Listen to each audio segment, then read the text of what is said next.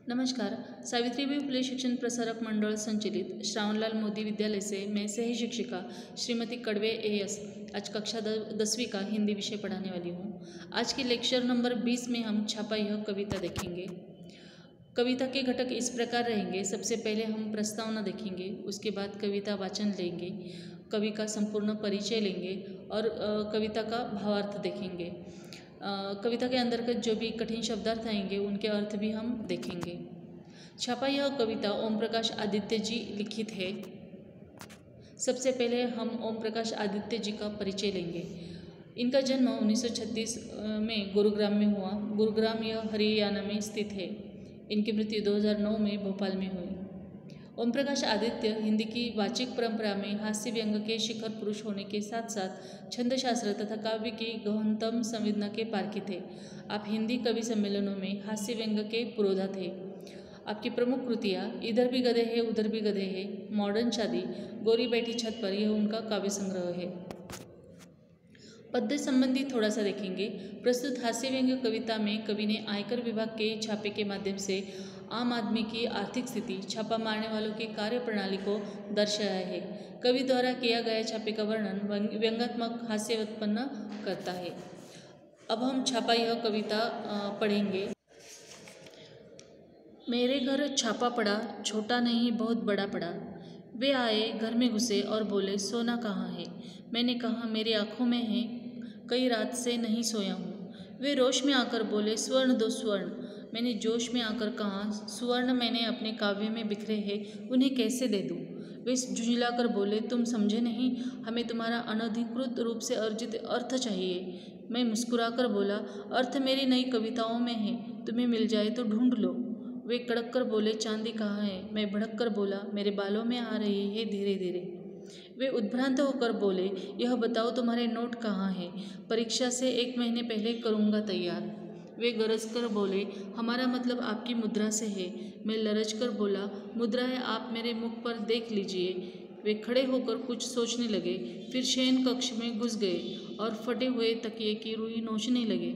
उन्होंने टूटी अलमारी को खोला, रसोई की खाली पीपियों को टटोला, बच्चों की गुल्लक तक देख डाली, पर सब में मिला एक ही तत्व, खाली। कनस्तरों को, मटकों को ढूंढा, सब में मिला शून्य ब्रह्मांड। देखकर मेरे घर में ऐसा अरण्य कांड, उनका खिला हुआ चेहरा मुरझा गया और उनके बीच सूची हृदय में रौद्र की जगह करुण रस समा गया। वे बोले, क्षमा कीजिए, हमें किसी ने गलत सूचना दे दी। अपनी असफलता पर वे मन ही मन पछताने लगे, सिर झुकाकर वापस जाने लगे। मैंने उन्हें रोककर कहा, ठहरिए, सिर मत धुनिए, मेरी एक बात सुनिए। मेरे घर में अधिक धन होता तो आप ले जाते। अब जब मेरे घर में बिल्कुल धन नहीं है तो आप मुझे कुछ देकर क्यों नहीं जाते? जिनके घर में सोने चांदी के पलंग और सोफे हैं उन्हें आप निकलवा लेते हैं, बहुत अच्छी बात है, निकलवा लीजिए। पर जिनके घर में बैठने को कुछ भी नहीं है उनके यहाँ कम से कम एक तख्त तो डलवा दीजिए। इस प्रकार की यह कविता थी। अब हम कविता का भावार्थ, हर एक पंक्ति का भावार्थ अच्छे से देखेंगे। ये कविता एक छापे के ऊपर आधारित है। आयकर विभाग वाले कर चोरी करने वालों और नाजायज़ ढंग से जो संपत्ति अर्जित करते हैं उनके घरों पर, कार्यालयों पर छापे मारे जाते हैं। कवि के घर पर भी ऐसा ही एक छापा पड़ा है। तो कवि को जब वो वस्तुएं मांगते हैं तो वो उनका अर्थ साहित्य में इस्तेमाल किए जाने वाले शब्दों से जोड़कर व्यंग्योक्ति में जवाब देते हैं। मेरे घर छापा पड़ा है, छोटा नहीं बहुत बड़ा पड़ा है। वे आए, घर में घुसे और बोले, सोना कहाँ है? अब देखिए, यहाँ पर कवि के घर पर छापा पड़ा है और आयकर विभाग के जो अधिकारी है वो लेखक के घर में घुसते ही बोलते हैं कि सोना कहाँ है। तब कवि कहते हैं कि मेरे घर पर सोना कहाँ है? मैंने कहा, मेरी आंखों में है, कई रात से नहीं सोया हूँ। वे रोश में आकर बोले, स्वर्ण दो स्वर्ण। उन आयकर अधिकारियों को लगा जैसे इनको सोने का अर्थ नहीं पता है, तो इसलिए वो कहते कि स्वर्ण दो स्वर्ण। मैंने जोश में आकर कहा, स्वर्ण मैंने अपने काव्य में बिखरे हैं, उन्हें कैसे दे दूँ? अब कवि यहाँ पर जवाब देते हैं कि स्वर्ण तो मेरी काव्य में है, जो आपको मिल जाए तो आप ले लीजिए, वो मेरे काव्य में बिखरे हुए हैं, वैसे आप उसे आपको कैसे दे दूँ? वे झुंझलाकर बोले, तुम समझे नहीं, हमें तुम्हारा अनधिकृत रूप से अर्जित अर्थ चाहिए। मैं मुस्कुराकर बोला, अर्थ मेरी नई कविताओं में है, तुम्हें मिल जाए तो ढूंढ लो। वे कड़क कर बोले, चांदी कहाँ है? मैं भड़क कर बोला, मेरे बालों में आ रही है धीरे धीरे। देखिए, अब अधिकारी कवि का जवाब सुनकर थोड़ा सा झुंझला जाते हैं और कहते हैं कि तुम हमारी बात समझे नहीं, हमें तुम्हारी वह अर्थ चाहिए जिसे तुमने अनधिकृत रूप से अर्जित किया हुआ है। कवि अधिकारियों के अर्थ मतलब धन शब्दों को कविता के अर्थ से जोड़कर मुस्कुराकर जवाब देते हैं कि अर्थ तो मेरी नई कविताओं में आपको मिल सकता है। फिर अधिकारी कवि से छुपा कर रखी गई चांदी निकालने के लिए कहते हैं। तब कवि चांदी का अर्थ चांदी जैसे सफ़ेद हो गए अपने बालों से जोड़ता है। चांदी तो मेरे सिर के बालों में आ रही है, ऐसे वो कहते हैं। अधिकारी जब कड़क कर पूछते हैं कि उनके नोट मतलब रुपए कहाँ हैं, तो वे नोट का संबंध विद्यालय की परीक्षा के नोटों से जोड़कर जवाब देते हैं कि परीक्षा के 1 महीने पहले मैं नोट्स निकालूंगा। वे उद्भ्रांत होकर बोले, यह बताओ तुम्हारे नोट कहाँ हैं? परीक्षा से 1 महीने पहले करूँगा तैयार। वे गरज कर बोले, हमारा मतलब आपकी मुद्रा से है। मैं लरज कर बोला, मुद्राएं आप मेरे मुख पर देख लीजिए। अब जब किसी भी हालत में अधिकारियों की बातें लेखक अपनी तरह से अपने काव्यों के रूप में उनको ढाल रहे हैं, तब अधिकारी थोड़े से चिढ़ जाते हैं और वे कहते हैं कि नोटों का मतलब है मुद्रा, तुम्हारे पास जो मुद्रा है वो दिखाओ। तब कवि कहते हैं कि मुद्राएं तो मेरे मुख पर है। वे खड़े होकर कुछ सोचने लगे, फिर शयन कक्ष में घुस गए और फटे हुए तकिए की रुई नोचने लगे। अब देखिए, कवि को काफ़ी समय तक अधिकारी पूछते रहे सोने के बारे में, चांदी के बारे में, नोटों के बारे में, मुद्राओं के बारे में, लेकिन कभी उनको सीधे से जवाब नहीं दे रहा है और अधिकारियों का समाधान नहीं हो रहा है। तो अधिकारी खुद ही उनके शयन कक्ष में घुस जाते हैं और शयन कक्ष में जाते ही उनको वहाँ पर फटे तकिए दिखाई देते हैं। उन्हीं फटी तकियों की रुई वो नोचने लगते हैं, उनको फाड़ने लगते हैं।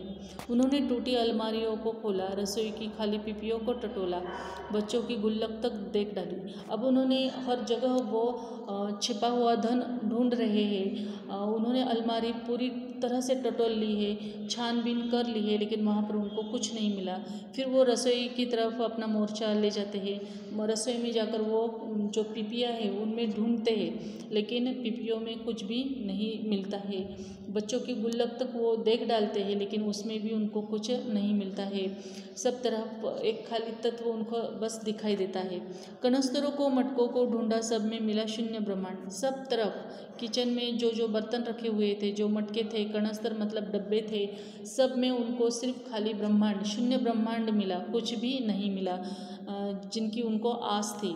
देखकर मेरे घर में ऐसा अरण्य कांड, उनका खिला हुआ चेहरा मुरझा गया। इस तरह की दरिद्रता देखकर वो अधिकारी भी पसीज गए। उनको भी बहुत बुरा लगा और उनको जो आते वक्त लग रहा था कि अब हम यहाँ से काफ़ी सारा माल, काफ़ी सारा पैसा यहाँ से लेकर जाएंगे, सील कर लेंगे, लेकिन अब उनके चेहरे मुरझा गए हैं क्योंकि उनका छापा असफल रहा, क्योंकि कवि के घर में उनको कुछ भी नहीं मिला है। और उनके भी सूची हृदय में रुद्र की जगह करुण रस समा गया। और इस प्रकार अब जो रौद्र रूप लेकर एकदम कड़क अफसर आए थे कवि के घर में, अब उनके मुख पर रौद्र की जगह करुण रस आ गया था। वे बोले, क्षमा कीजिए, हमें किसी ने गलत सूचना दे दी है। अपनी असफलता पर वे मन ही मन पछताने लगे, सिर झुकाकर वापस जाने लगे। मैंने उन्हें रोककर कहा, ठहरिए। अब देखिए, अधिकारियों के भी समझ में आ गया कि इस कवि के घर में कुछ है ही नहीं, और इसलिए वो उनसे क्षमा मांगते हैं कि शायद हमें किसी ने गलत सूचना दे दी है और इसलिए हम आपसे क्षमा चाहते हैं। और वो पछतावे के साथ वापस जाने लगते हैं। तब कवि कुछ सोचकर उनको रोक लेता है और कहता है कि ज़रा ठहरिए, सिर मत धुनिए, मेरी एक बात सुनिए। मेरे घर में अधिक धन होता तो आप ले जाते। अब जब मेरे घर में बिल्कुल धन नहीं है तो आप मुझे कुछ देकर क्यों नहीं जाते?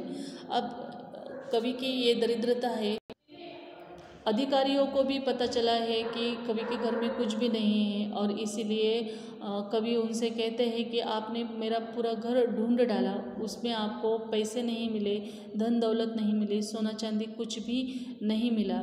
अगर मेरे घर में आपको सोने चांदी के पलंग मिलते, सोफ़े मिलते तो आप वो निकलवा लेते, वो ले जाते। बहुत अच्छी बात है, निकलवा लीजिए। लेकिन अगर जिस घर में बैठने के लिए भी कुछ नहीं है वहाँ आप कम से कम एक तख्त डलवा दीजिए।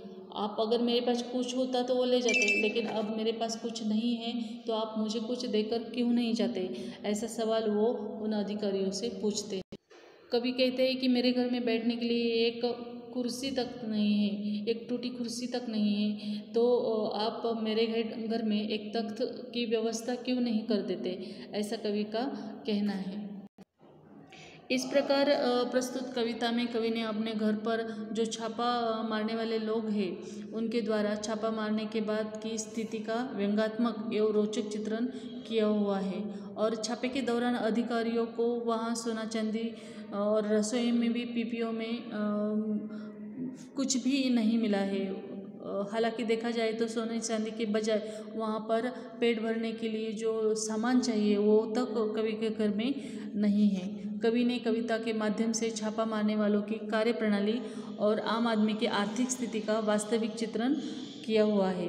इसके साथ ही कवि ने व्यवस्था के एक ज्वलंत प्रश्न भी पूछा है कि जब वह अनधिकृत रूप से अर्जित धन अपने अधिकार में कर लेते हैं तो अधिकृत रूप से अर्जित आय से जिनके पेट नहीं भरते वह उनकी सहायता करने की कुछ व्यवस्था क्यों नहीं करते? ये कवि का इस व्यवस्था को, इन अधिकारियों को सवाल है। इस प्रकार यह कविता यहीं पर समाप्त होती है। कविता के अंतर्गत जो शब्द आए, जैसे रोष, रोष का मतलब होता है गुस्सा, अर्जित का मतलब होता है कमाया हुआ, और अर्थ का मतलब है पैसा, कनस्तर मतलब टीन का पीपा, तख्त का मतलब है लकड़ी की बड़ी चौकी। इस प्रकार यह कविता यहीं पर समाप्त होती है। अब लेक्चर नंबर 21 में हम ईमानदारी की प्रतिमूर्ति यह पाठ देखेंगे। धन्यवाद।